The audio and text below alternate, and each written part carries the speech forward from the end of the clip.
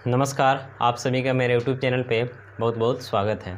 आज इस वीडियो में डिटर्मिनेंट में हम लोग डिटर्मिनेंट के प्रॉपर्टीज़ को देखने वाले हैं। Properties of determinants. देखिए, तो इसमें हम लोग मेनली रूप से देखेंगे डिटर्मिनेंट जो थर्ड ऑर्डर का होता है, ठीक है, उसके प्रॉपर्टीज़ को हम लोग देखने वाले हैं। तो आपको पता है कि डिटर्मिनेंट जो होता है, जो स्क्वायर मैट्रिक्स है, उसी का डिटर्मिनेंट पॉसिबल होता है। अब होता क्या है, प्रॉपर्टीज़ से होता है कि अगर आपको डिटर्मिनेंट के प्रॉपर्टीज़ के बारे में सही से जानकारी है तो आप बिना एक्सपेंड किए हुए, यानी ज़्यादा एक्सपेंड करने से आप बच जाएंगे और आप क्वेश्चन को आसानी से सॉल्व कर सकते हैं। लेकिन अगर डिटर्मिनेंट के प्रॉपर्टीज़ के बारे में आपको जानकारी नहीं है तो एक्सपेंड करना होगा और काफ़ी ज़्यादा लेंदी हो जाएगा, ठीक है। इसलिए डिटर्मिनेंट का प्रॉपर्टीज़ का जानकारी रखना जरूरी है ताकि आप क्वेश्चंस को आसानी से क्या करें तो सॉल्व कर ले। तो देखिए, इसमें सबसे पहला प्रॉपर्टी जो है ये आपसे क्या बोल रहा है कि the value of a determinant remains unchange if its rows and columns are interchange. यानी प्रॉपर्टी नंबर फर्स्ट जो है ये आपसे बोल रहा कि किसी डिटर्मिनेंट में रो और कॉलम को आपस में इंटरचेंज कर दिया जाए तो उससे उस डिटर्मिनेंट के वैल्यू में कोई चेंजिंग नहीं होगा। जैसे देखिए, इसको हम एक्सप्लेन कर दे रहे हैं। सबसे पहले हम सपोज कर ले रहे हैं कि एक डिटर्मिनेंट जो है थर्ड ऑर्डर का A1 B1 C1 A2 B2 C2 A3 B3 C3। अब इसमें हमको करना क्या है, तो रोज और कॉलम्स को आपस में इंटरचेंज कर देना है। तो लिखेंगे by applying RI interchange CI, यानी रोज और कॉलम्स को हम आपस में क्या कर रहे हैं तो इंटरचेंज कर रहे हैं। तो इंटरचेंज करने के बाद जो डिटर्मिनेंट मिलेगा, इसको डैश करके दिखाएंगे तो क्या मिलेगा। तो देखिए, जो आपको फर्स्ट रो है ये फर्स्ट कॉलम में कन्वर्ट होगा, तो होगा A1 B1 C1। जो आपका सेकेंड रो है सेकेंड कॉलम में कन्वर्ट होगा, तो A2 B2 C2। जो आपका थर्ड रो है थर्ड कॉलम में कन्वर्ट होगा, तो A3 B3 C3। अब क्या करते हैं, जो डिटर्मिनेंट मिला है इस डिटर्मिनेंट को हम एक्सपेंड कर देते हैं। तो एक्सपेंड करने के लिए आप फ्री है, आपको एक्सपेंशन ऑफ डिटर्मिनेंट के वीडियो में हम बता चुके हैं कि किसी डिटर्मिनेंट को आप किसी भी रो और किसी भी कॉलम के थ्रू एक्सपेंड कर सकते हैं और उससे उस डिटर्मिनेंट के वैल्यू में कोई चेंजिंग नहीं होता। तो यहाँ मान लेते हैं हम इसको R1 से ही एक्सपेंड कर देते हैं, R1 से।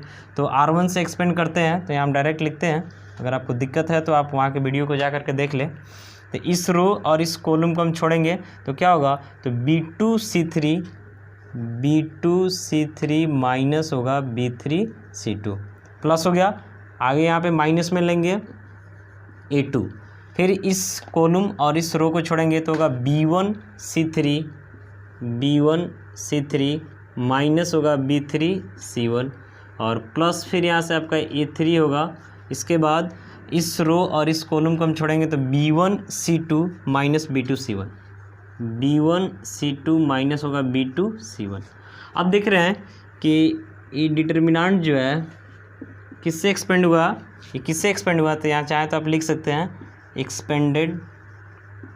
एक्सपेंडेड बाई R1, यानी फर्स्ट रो से इसको हम क्या किए तो एक्सपेंड किए हैं। अब यही जो वैल्यू दिख रहा, समझिए अगर इस वैल्यू से हम कंपैरिजन करें तो इस डिटर्मिनेंट को अगर हम C1 से एक्सपेंड कर देते हैं, किससे कर देते हैं C1 से, यानी कि फर्स्ट कॉलम से, तो जो वैल्यू यहाँ दिख रहा सेम वैल्यू ये भी देगा।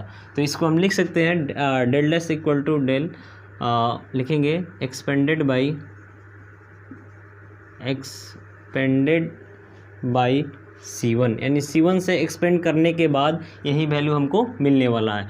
यानी लिख सकते हैं कि डिटर्मिनेंट में रो और कॉलम को इंटरचेंज करने के बाद जो डिटर्मिनेंट आया ये पहले वाले डिटर्मिनेंट के वैल्यू के क्या होगा तो इक्वल होगा। तो आपको ध्यान रखना है कि किसी स्क्वायर मैट्रिक्स का अगर हम ट्रांसपोज करके और तब उसका डिटर्मिनेंट वैल्यू निकाल दें तो स्क्वायर मैट्रिक्स के डिटर्मिनेंट वैल्यू के इक्वल होगा। यानी ट्रांसपोज ऑफ ए का डिटर्मिनेंट इक्वल होगा डिटर्मिनेंट ऑफ ए। इस चीज़ को आपको ध्यान रखना है। तो यही प्रॉपर्टी फर्स्ट है, यानी प्रॉपर्टी फर्स्ट जो है आपको एक परमिशन दे रहा है कि आप किसी डिटर्मिनेंट में रोज और कॉलम्स को आपस में इंटरचेंज करने के लिए फ्री है, उससे डिटर्मिनेंट के वैल्यू में कोई भी चेंजिंग देखने को नहीं मिलेगा। तो प्रॉपर्टी फर्स्ट क्लियर हुआ। आगे बढ़ते हैं प्रॉपर्टी सेकंड की तरफ। तो प्रॉपर्टी सेकेंड आपसे बोल रहा है कि इफ़ टू रोज और columns of a determinant are interchange then the determinant retains its absolute value but its sign is change. देखिए प्रॉपर्टी सेकेंड आपसे क्या बोल रहा है कि यदि आप किसी डिटर्मिनेंट में किसी दो रो या फिर किसी दो कॉलम्स को आपस में इंटरचेंज कर देते हैं तो पहले वाले डिटर्मिनेंट का जो वैल्यू होगा उसका एडिटिव इन्वर्स मिलेगा अगले डिटर्मिनेंट का वैल्यू। यानी पहले अगर प्लस में है तो अगला वैल्यू आपको माइनस में मिलेगा, पहला वैल्यू माइनस में है तो अगला वैल्यू किस में मिलेगा तो प्लस में। जैसे मान लेते हैं कि आपका जो पहला डिटर्मिनेंट है इसका वैल्यू 10 है, तो क्या होगा किसी दो रो या फिर किसी दो कॉलम को इंटरचेंज करने के बाद जो डिटर्मिनेंट मिलेगा उसका वैल्यू -10 हो जाएगा। यानी सिर्फ और सिर्फ साइन में चेंजिंग होगा, बाकी कहीं कोई चेंजिंग नहीं होगा। तो आते हैं प्रॉपर्टी सेकेंड की तरफ में। प्रॉपर्टी सेकेंड, सबसे पहले हम सपोज कर लेते हैं एक डिटर्मिनेंट जो है A1 B1 C1 A2 B2 C2 A3 B3 C3। अब इसमें आपसे क्या बोल रहा है कि आप किसी भी दो रो या फिर किसी भी दो कॉलम्स को इंटरचेंज कर सकते हैं। तो मान लेते हैं हम यहाँ पे लिखते हैं बाई अप्लाइंग R1 को इंटरचेंज कर देते हैं किससे तो R3 से। यानी फर्स्ट रो को हम थर्ड रो के साथ आपस में इंटरचेंज कर देते हैं तो हमको जो डिटर्मिनेंट मिलेगा ये क्या मिलेगा, तो जो फर्स्ट रो है इसके जगह तो ये आ जाएगा थर्ड रो, तो यहाँ मिलेगा A3 B3 C3। इसके बाद यहाँ तो सेम रहेगा आपका A2 B2 C2, फिर यहाँ आ जाएगा A1 B1 C1। अब ये जो डिटर्मिनेंट मिला इस डिटर्मिनेंट को हम एक्सपेंड कर देते हैं। तो एक्सपेंड करने के लिए आप फ्री है, आप जिस रो जिस कॉलम को लेकर के चाहें एक्सपेंड कर सकते हैं, उससे वैल्यू में कोई चेंजिंग नहीं होगा। तो यहाँ हम फर्स्ट कॉलम से इसको एक्सपेंड कर रहे हैं। तो फर्स्ट कॉलम से एक्सपेंड करने के बाद यहाँ मिलेगा A3 into B2 C1 minus C2 B1, फिर यहाँ मिलेगा माइनस में आपका A2 हो जाएगा। इसके बाद इस रो इस कॉलम को छोड़ेंगे, इस रो और इस कॉलम को छोड़ेंगे तो B3 C1 minus C3 B1 मिलेगा। ठीक है, इसके बाद फिर प्लस में हम यहाँ पे क्या लेंगे तो A1 को लेंगे। तो A1 लेने के बाद इस रो और इस कॉलम को छोड़ना होगा तो मिलेगा B3 C2 माइनस आपका C3 B2। ठीक है, यहाँ तो कोई दिक्कत नहीं है। अब आगे बढ़ते हैं यहाँ से तो देखिए लिखेंगे डेल डैश इक्वल टू, यहाँ से हम चाहें तो माइनस को कॉमन कर सकते हैं। तो माइनस कॉमन करेंगे तो हो जाएगा A3 और ये आपका माइनस में 3 और ये माइनस तो प्लस हो जाएगा, नहीं होगा C2 B1 और ये माइनस में हो जाएगा B2 C1। फिर यहाँ से माइनस कॉमन कर लेंगे तो ये आपका प्लस में हो जाएगा A2 और इसको लिख सकते हैं हम C3 B1 minus B3 C1। फिर यहाँ से माइनस कॉमन करेंगे तो माइनस में आपका होगा A1 तो ये हो जाएगा C3 B2 minus B3 C2। अब हम क्या करते हैं तो टोटल से माइनस को कॉमन कर लेते हैं। तो टोटल से माइनस कॉमन कर लीजिएगा और थोड़ा सजा करके भी लिख रहे हैं, पहले A1 वाले को लिख रहे हैं। तो यहाँ होगा A1 into C3 B2 minus B3 C2। इसके बाद A2 वाले को लिख रहे हैं तो माइनस में हो जाएगा A2 C3 B1 minus B3 C1 और प्लस में आपका आ जाएगा A3 इंटू हो जाएगा C2 B1 minus B2 C1। ठीक है, तो यहाँ से हो जाएगा del dash equal to minus. अब देखिए जो आपका डिटर्मिनेंट है, जो ओरिजिनल डिटर्मिनेंट आपको दिया गया था, इस डिटर्मिनेंट को अगर हम C1 से एक्सपेंड कर देते हैं तो एक्सपेंड करने के बाद ये जो वैल्यू दिख रहा है सेम यही वैल्यू आने वाला है। तो लिख सकते हैं इसके इक्वल तो माइनस के इक्वल, यानी जो पहले वाला डिटर्मिनेंट था पहले वाला जो डिटर्मिनेंट था, इस डिटर्मिनेंट में किसी दो रो को हम आपस में क्या किए, तो इंटरचेंज कर दिए। तो इंटरचेंज करने के बाद जो न्यू डिटर्मिनेंट बना, इसका वैल्यू जो है पहले वाले डिटर्मिनेंट के वैल्यू का निगेटिव हो जाएगा। यानी पहले वाले डिटर्मिनेंट को अगर आप सॉल्व करते और उसका वैल्यू मान लेते कि 100 आता, तो अब जो डिटर्मिनेंट है इसका वैल्यू क्या आएगा, तो -100 आएगा। अगर पहले मान लेते -200 आ रहा है, तो अब क्या आएगा, तो प्लस में 200 आएगा। यानी सिर्फ और सिर्फ किसी डिटर्मिनेंट में किसी दो रो और किसी दो कॉलम को आपस में आप इंटरचेंज करते हैं, तो क्या होगा कि जो न्यू डिटर्मिनेंट होगा उसका वैल्यू पहले वाले डिटर्मिनेंट के वैल्यू का निगेटिव हो जाएगा। यानी पहले माइनस तो प्लस हो जाएगा और पहले प्लस तो अब माइनस हो जाएगा। यही आपका प्रॉपर्टी सेकंड है। अब आते हैं प्रॉपर्टी थर्ड की तरफ। प्रॉपर्टी थर्ड में आपसे क्या बोल रहा है, थोड़ा इस चीज़ को आप ध्यान देंगे। थर्ड में आपसे बोल रहा है कि इफ़ एनी टू रोज और columns of a determinant are identical then its value is 0। Property third आपसे बोल रहा है कि यदि किसी डिटर्मिनेंट में किसी दो रो या फिर किसी दो कॉलम को आइडेंटिकल कर दिया जाए, डैट मीन्स सेम कर दिया जाए, तो क्या होगा, उस डिटर्मिनेंट का वैल्यू 0 के इक्वल होगा। जैसे लिख रहा है A B C D E F.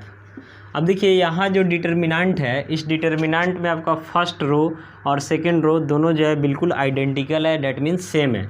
तो क्या बोला जा रहा है कि इस डिटर्मिनेंट का वैल्यू सेम होगा। अगर आप एक्सपेंड करते हैं तो इसका वैल्यू क्या आएगा, तो 0 आएगा। तो हम इस चीज़ को कैसे समझते हैं, तो थोड़ा ध्यान देंगे। यहाँ पे फर्स्ट रो और सेकंड रो दोनों सेम दिख रहा है, तो दोनों सेम दिख रहा है, तो मान लेते हैं हम R1 को चेंज कर देते हैं किससे, तो R2 से। यानी R1 R2 को आपस में इंटरचेंज कर देते हैं। तो करने के बाद क्या होगा, तो इसका वैल्यू पहले वाले डिटर्मिनेंट के वैल्यू का निगेटिव होगा। यानी पहला जो डिटर्मिनेंट का वैल्यू है उससे ही क्या हो जाएगा, तो निगेटिव होगा। तो इस चीज़ को लिख सकते हैं डेल्टा, ये माइनस है तो इधर आके प्लस में हो जाएगा, इक्वल टू 0।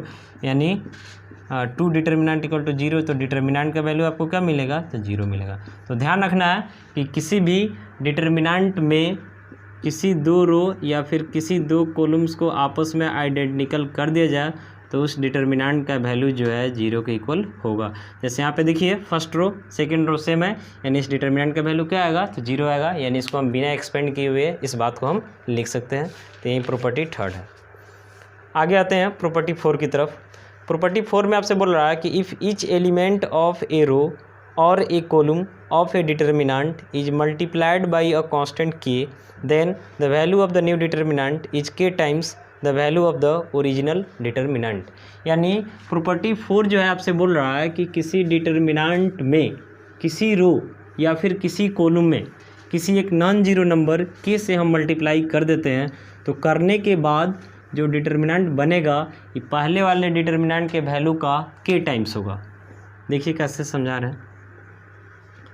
प्रॉपर्टी 4 जो आपसे बोल रहा कि अगर आपके पास कोई एक डिटर्मिनेंट है A1 B1 C1 A2 B2 C2 A3 B3 C3, और आप इसके किसी एक रो या फिर किसी एक कॉलम में किसी एक नॉन जीरो नंबर k से मल्टीप्लाई कर दिए। जैसे मान लेते हैं कि R1 में आप k से मल्टीप्लाई कर दिए, R1 जो है नॉन जीरो है, तो क्या होगा, तो अब यहाँ से होगा डिटर्मिनेंट इक्वल टू लिख सकते हैं k से मल्टीप्लाई किए तो k A1 k B1 k C1 delta कर दिए, फिर यहाँ से हो जाएगा A2 B2 C2 A3 B3 C3।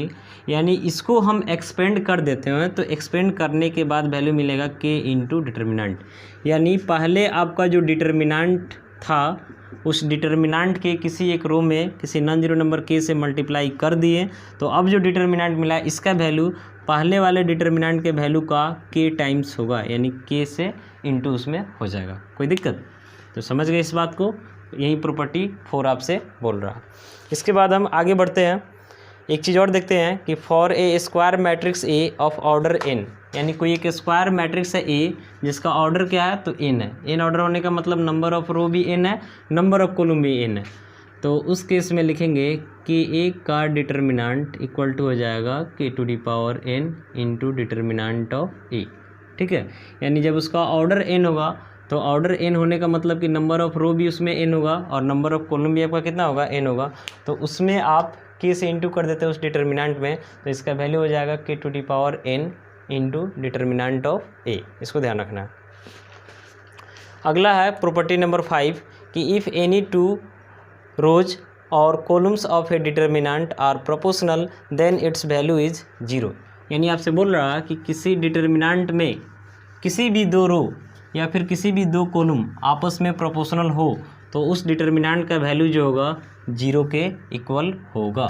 जैसे प्रॉपर्टी 5 देखिए, प्रॉपर्टी 5 जैसे एक डिटर्मिनेंट यहाँ पे लिख रहे हैं a1 b1 c1 a2 b2 c2 ka1 kb1 kc1। तो यहाँ पे आप देख रहे हैं कि आपका ये फर्स्ट रो है, सेकेंड रो है, थर्ड रो है। तो जो आपका फर्स्ट रो और थर्ड रो जो है ये दोनों जो है आपस में प्रोपोर्शनल है। जैसे देख रहे हैं ना, इसका एक के टाइम्स ये भी के टाइम्स ये भी के टाइम्स, ठीक है। यानी R1 और R3 प्रोपोर्शनल है। तो इस केस में क्या होगा कि इस डिटर्मिनेंट का जो वैल्यू होगा ये किसके इक्वल होगा, तो 0 के इक्वल होगा। जैसे कि एग्जांपल ले रहे हैं, देखिए यहाँ लिख रहे हैं 2 3 4 7 8 9 4 6 8। तो देखिए यहाँ पे इसका 2 टाइम्स है, इसका भी 2 टाइम्स है, इसका भी 2 टाइम्स है। यानी R1 R3 क्या प्रोपोर्शनल है। तो प्रोपोर्शनल है इसका मतलब इस डिटर्मिनेंट का वैल्यू क्या होगा, तो 0 होगा। यानी बिना एक्सपेंड किए हुए डायरेक्ट इसके वैल्यू को हम 0 लिख सकते हैं। प्रॉपर्टी नंबर 6 है, इसमें आपसे बोला जा रहा है कि if each element of a row और column of a determinant is express as a sum of 2 और more terms then the determinant can be express as the sum of 2 और मोर डिटर्मिनेंट्स। यानी बोल रहा कि यदि हम किसी डिटर्मिनेंट में किसी एक रो या फिर किसी एक कॉलम के एलिमेंट को सम के टर्म में एक्सप्रेस कर दे रहे हैं तो क्या किया जा सकता है, उसको एक से ज़्यादा डिटर्मिनेंट के सम के टर्म में एक्सप्रेस कर सकते हैं। जैसे समझिए यहाँ पे बोल रहा है, जैसे यहाँ पे लिखे हुए हैं a1 प्लस अल्फ़ा, ठीक है, b1 plus beta, c1 plus gamma, a2 b2 c2 a3 b3 c3। तो इस चीज़ को हम चाहें तो लिख सकते हैं क्या, थोड़ा ध्यान दीजिएगा।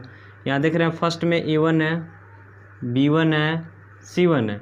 लिखेंगे पहले a1 b1 c1, फिर यहाँ जैसे है सेकेंड रो थर्ड रो को डाल दीजिए a2 b2 c2 a3 b3 c3 plus इसके बाद देख रहे हैं ना सम, यहाँ अल्फ़ा है, यहाँ बीटा है, यहाँ गामा है। यहाँ लिखेंगे अल्फ़ा बीटा गामा और बाकी सेकेंड रो थर्ड रो जैसे है वैसे आ जाएगा। तो हो जाएगा a2 b2 c2 a3 b3 c3। यानी कहने का मतलब है कि यहाँ जो R1 जो है देख रहे हैं ना सम के फॉर्म में एक्सप्रेस है, तो इसको हम दो डिटर्मिनेंट के सम के फॉर्म में एक्सप्रेस कर सकते हैं। ये दो के ज़्यादा में भी रह सकते हैं, जैसे यहाँ अल्फ़ा प्लस मान लेते हैं, यहाँ अल्फ़ा 1 प्लस अल्फ़ा 2 करके आ गया, यहाँ बीटा 1 प्लस बीटा 2, यहाँ गामा 1 प्लस गामा 2, तो एक बार और डिटर्मिनेंट में आ जाएगा। तो इस टाइप से हम इसको लिख सकते हैं, ये परमिशन आपको डिटर्मिनेंट देता है। प्रॉपर्टी नंबर 7 है, इसमें आपसे बोला जा रहा कि इफ़ एनी टू रो और column of a determinant a multiple of another row और column is added the value of determinant remains same. इस प्रॉपर्टीज़ को आप मैट्रिक्स में भी देखे थे। प्रॉपर्टी नंबर 7 जो है ये आपसे क्या बोल रहा, थोड़ा एक एग्जाम्पल देके हम एक्सप्लेन कर रहे हैं। जैसे आपके पास एक डिटर्मिनेंट है a1 b1 c1 a2 b2 c2 a3 b3 c3। आप इसमें किसी एक रो किसी एक कॉलम को ले सकते हैं। मान लेते हैं हम R2 को ले लिए और R2 को लेने के बाद क्या किए, तो कर दिए R2 plus k into R3। यानी R2 के जगह पे R2 प्लस R3 का k टाइम्स को हम रख रहे हैं। तो क्या होगा, डिटर्मिनेंट आपका जो मिलेगा ये क्या मिलेगा, तो R1 की जगह तो कोई चेंजिंग किए नहीं है, तो a1 b1 c1, R2 की जगह किया R2 प्लस k R3, तो हो जाएगा a2 प्लस k से इसमें इंटू होगा तो k a3, फिर होगा यहाँ पे b2 प्लस k b3 और यहाँ आप c1 थोड़ा यहाँ लिख देते हैं, यहाँ b1 कर देते हैं, तो हो जाएगा c2 प्लस k c3 और R3 आपका ऐसे ही है a3 b3 C3। तो बोल रहा है कि इसका वैल्यू जो है पहले वाले डिटर्मिनेंट के क्या होगा, तो इक्वल होगा। यानी किसी एक रो या फिर किसी एक कॉलम के जगह पे क्या कर सकते हैं आप, तो उस रो प्लस उस किसी एक रो को के टाइम्स करके ऐड करेंगे तो उससे कोई फ़र्क नहीं पड़ेगा। जैसे मान लेते हैं हम किसी एक कॉलम को ले लिए, जैसे मान लेते हैं हम C1 को ले लिए और यहाँ पे लिख दिए C1 प्लस के C2, तो इससे डिटर्मिनेंट के वैल्यू में कोई चेंजिंग नहीं होगा। यानी ऐसा ज़रूरत पड़ने पे हम काम कर सकते हैं। ठीक है। प्रॉपर्टी नंबर 8 जो है इसमें आपसे बोल रहा है the sum of the product of the element of any row और column of a determinant with cofactors of the corresponding element of any other row और कॉलम इज 0। इस प्रॉपर्टी को थोड़ा ध्यान से आप देखेंगे कि इसमें क्या बोल रहा है। को फैक्टर के बारे में आपको हम पहले बता चुके हैं।